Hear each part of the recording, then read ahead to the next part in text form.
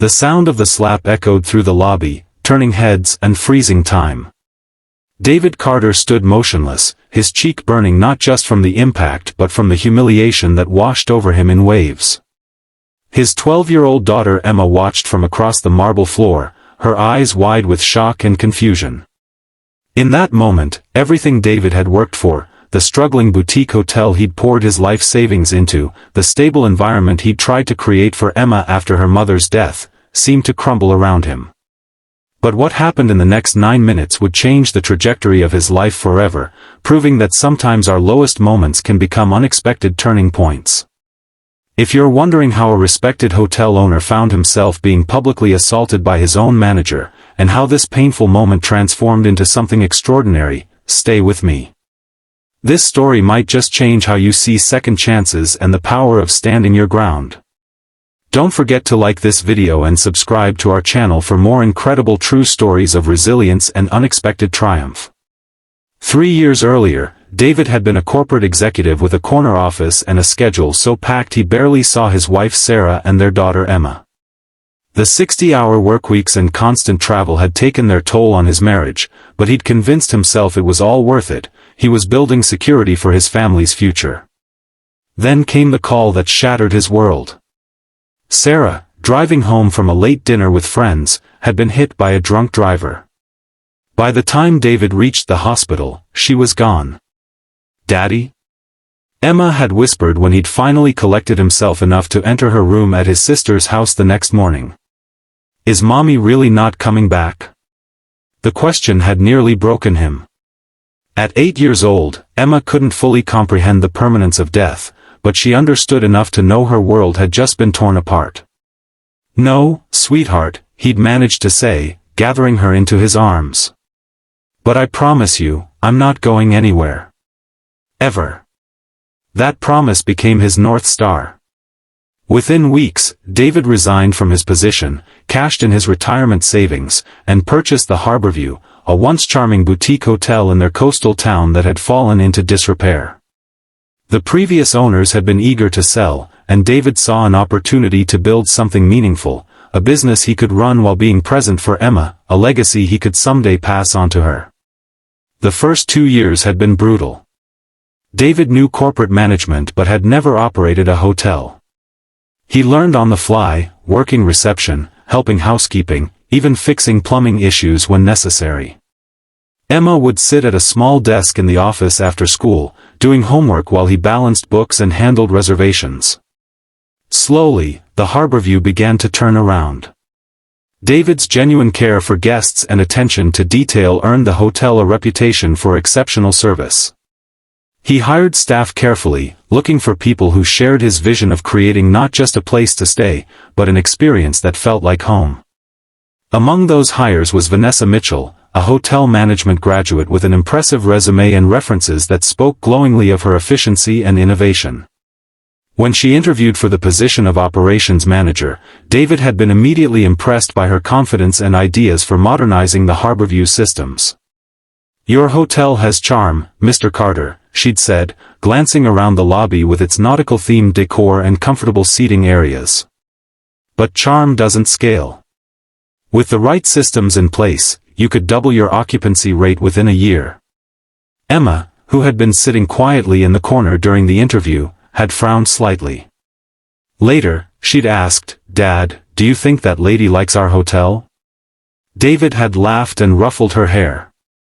"She wants to make it better, sweetheart. That's a good thing." But within months of hiring Vanessa, David began to question his decision. While she was undeniably efficient, her approach lacked the personal touch that had become the Harborview's hallmark. She implemented rigid protocols that streamlined operations but left little room for the individualized service David believed in. Staff turnover increased as employees chafed under her management style. "We're not running a charity, David," Vanessa would say whenever he questioned her methods. "These changes are necessary if you want to compete with the chain hotels." David found himself caught between appreciating the undeniable improvements in the hotel's financial performance and worrying about the soul of the place being lost. Emma, now 11, had grown increasingly uncomfortable around Vanessa, who barely acknowledged the child's presence in the hotel. "She looks at me like I'm in the way," Emma confided one night as David tucked her into bed in their apartment on the hotel's top floor. "Like I don't belong here." "This is our home," David had assured her. "You belong here more than anyone." But the tension continued to build. Vanessa pushed for renovations that would eliminate the hotel's character in favor of a more generic, upscale aesthetic. She wanted to replace the local artwork that adorned the walls with corporate-approved prints, and substitute the homemade cookies they offered guests with packaged premium brands. "People don't come to boutique hotels for packaged anything," David had argued during one particularly heated meeting. "They come for authenticity. They come for consistency and luxury," Vanessa had countered. "Your sentimentality is holding this place back." The final straw came on a rainy Tuesday in April. The Harborview was hosting a small wedding reception in its Ocean View dining room, a local couple with modest means but big dreams. The bride's mother had approached David months earlier, explaining that her daughter had always loved the hotel and hoped to have her reception there, though their budget was limited. David had worked with them to create a package they could afford, even throwing in some extras at no additional cost. The bride had cried when he showed her how they'd set up the space, with twinkling lights and flowers donated by a local florist who was a regular at the hotel's coffee shop. Vanessa had been livid when she discovered the discounted rate. "This is exactly the problem," she'd hissed, cornering David in his office. "You're running this place like it's a community center, not a business." "Sometimes being part of the community is good business," David had replied calmly. "These people will tell everyone they know about how we help make their daughter's day special. What they'll tell everyone is that if you cry a good story to the soft-hearted owner, you can get a premium venue for half price." David had ended the conversation there, unwilling to argue further on what should have been a joyful day for the wedding party. But Vanessa wasn't finished. As the reception was winding down, David stood in the lobby chatting with the father of the bride, who was effusively thanking him for everything. Emma had just returned from a friend's house and was crossing the lobby toward them when Vanessa approached, tablet in hand. "David, we need to talk about next week's bookings," she interrupted, not acknowledging the other man or Emma. "I'll be with you in a few minutes, Vanessa," David replied, turning back to his conversation. What happened next seemed to unfold in slow motion. Vanessa's face flushed with anger. She grabbed David's arm, spinning him toward her. "This is exactly your problem," she said, her voice rising. "You're always putting these charity cases ahead of actual business." The father of the bride stepped back, embarrassment washing over his face. Emma froze mid-step. "That's enough," David said firmly, lowering his voice. "We'll discuss this in private." "No, we'll discuss it now," Vanessa insisted. "I've carried this hotel on my back for the past year while you play the benevolent host. Do you know how many hours I've put in fixing your mistakes? How many times I've had to rework the budget because you gave away rooms or services?" David was acutely aware of the scene unfolding in his lobby. Guests at the reception had begun to notice, the front desk staff were exchanging worried glances, and Emma looked on the verge of tears. "Vanessa, this isn't the time or place," he said, stepping away from her. "Please, go to my office. I'll meet you there shortly." "Don't you dare dismiss me like I'm one of your maids," she spat. "I am the reason this place is still standing." And then it happened. As David turned to guide Emma away from the escalating situation, Vanessa's hand connected with his cheek in a slap that seemed to echo through the entire lobby. The sound hung in the air as everyone froze. David's face burned with the impact and humiliation. Emma let out a small cry. The wedding guests stared in shocked silence. For 9 excruciating minutes, the lobby of the Harborview became a tableau of suspended animation. David stood motionless, his mind racing through options. He could feel his daughter's eyes on him, waiting to see how he would respond. He could sense the judgment of the guests, the uncertainty of his staff.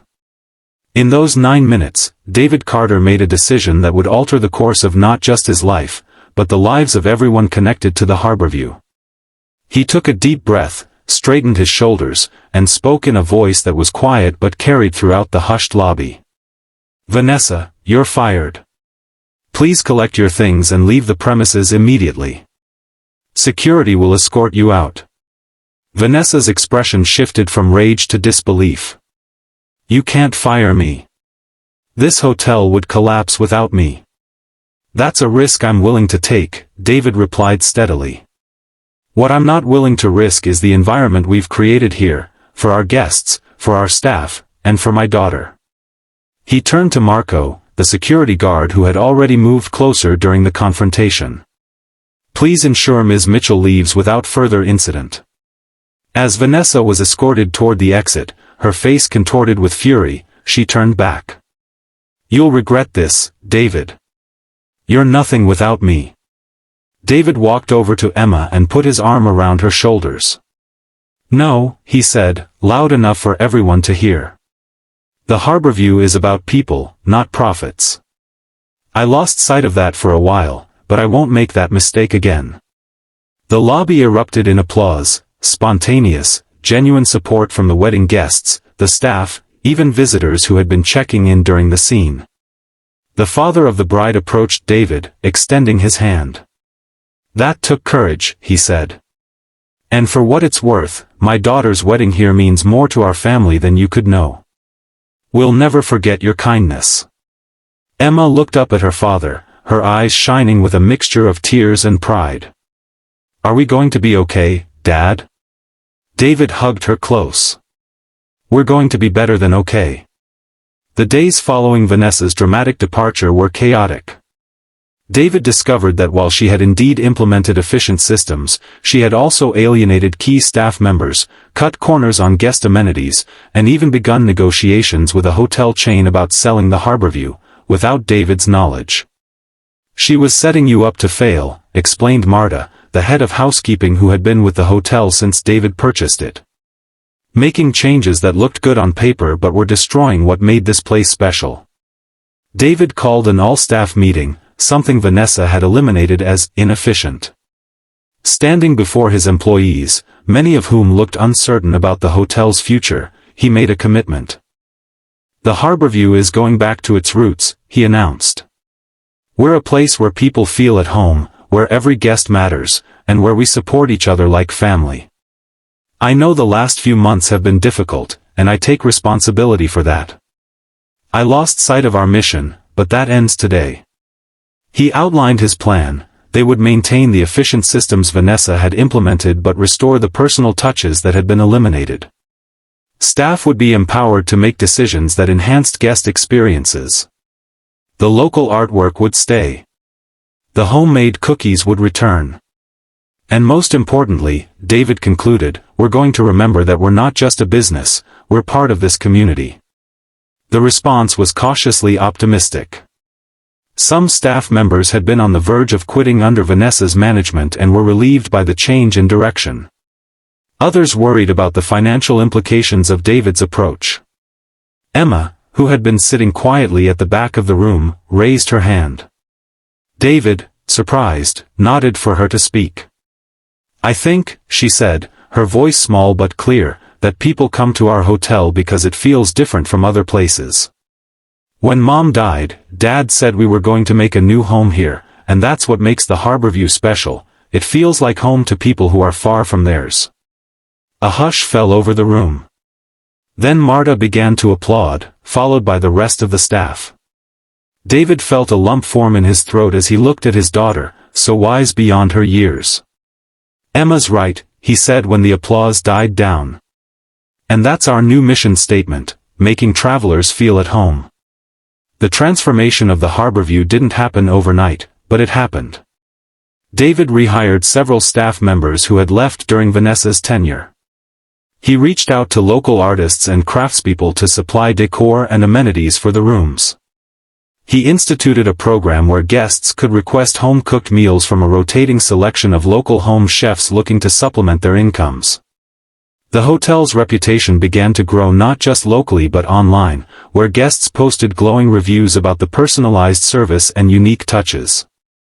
A travel blogger stayed for a weekend and wrote a viral piece titled, "The Hotel That Feels Like Home," featuring photos of Emma's reading nook in the lobby where she would sometimes recommend books to guests. 6 months after Vanessa's departure, the Harborview was operating at near capacity, with bookings extending months into the future. David had hired a new operations manager, a warm, efficient woman named Lucia who shared his vision for the hotel and brought her own innovative ideas for enhancing the guest experience while maintaining profitability. But the most significant change was in David and Emma's relationship. Without the constant tension Vanessa had brought to their lives, they rediscovered the joy in their shared project. Emma took on more responsibilities at the hotel, greeting guests and giving them insider tips on local attractions. David made sure to set aside time each day that was just for them, whether it was helping with homework or taking sunset walks on the beach. One evening, as they sat on the hotel's rooftop garden watching the sky turn pink over the ocean, Emma asked, "Do you ever wonder what happened to Vanessa?" David considered the question. "I heard she took a position with a large hotel chain in the city. I think that environment probably suits her better." Emma nodded thoughtfully. "I'm glad she slapped you." David turned to her in surprise. "You're what?" "Well, not glad she hurt you," Emma clarified. "But if that hadn't happened, you might have kept trying to make things work with her. And the Harborview wouldn't be ours again." David put his arm around his daughter's shoulders. "You're right. Sometimes the worst moments lead to the best changes. Like when Mom died," Emma said quietly. "That was the worst thing ever. But if it hadn't happened, we wouldn't have the hotel, and I wouldn't get to spend so much time with you." David felt tears prick his eyes. "Your mom would be so proud of you, Emma. So proud of how brave and smart you've become. She'd be proud of you too, Dad. For keeping your promise to stay with me. For making a home for us here." As the sun dipped below the horizon, casting golden light across the water, David reflected on the journey that had brought them to this moment. From the corporate executive who barely saw his family, to the grieving widower determined to keep his promise to his daughter, to the hotel owner publicly humiliated but ultimately empowered by that fateful slap, each version of himself had led to this moment of peace and purpose. 1 year to the day after the slapping incident, David hosted a celebration at the Harborview. He called it a Community Appreciation Day, opening the hotel's restaurant and gardens to locals who had supported the business through its transformation. There was live music from local bands, food from the home chefs who now regularly cooked for guests, and artwork displayed from the regional artists whose pieces adorned the hotel's walls. As David moved through the crowd, accepting congratulations and exchanging stories with neighbors and regular guests, he spotted a familiar face, the father of the bride from the wedding reception that had been interrupted by Vanessa's outburst. "Mr. Carter," the man greeted him warmly. "I was hoping I'd see you today." "Please, call me David," he replied, shaking the man's hand. "How are the newlyweds?" "Expecting their first child," the man said proudly. "And I wanted you to know, they've booked your largest suite for when the grandparents come to visit after the baby is born. Said there was nowhere else they'd rather have their family stay." David felt a wave of satisfaction wash over him. This was exactly what he'd hoped the Harborview would become, a part of people's lives and memories, not just a place to sleep. As the celebration continued into the evening, David found a quiet moment to stand at the edge of the garden, looking back at the hotel that had become so much more than a business to him. The windows glowed warmly against the twilight sky, an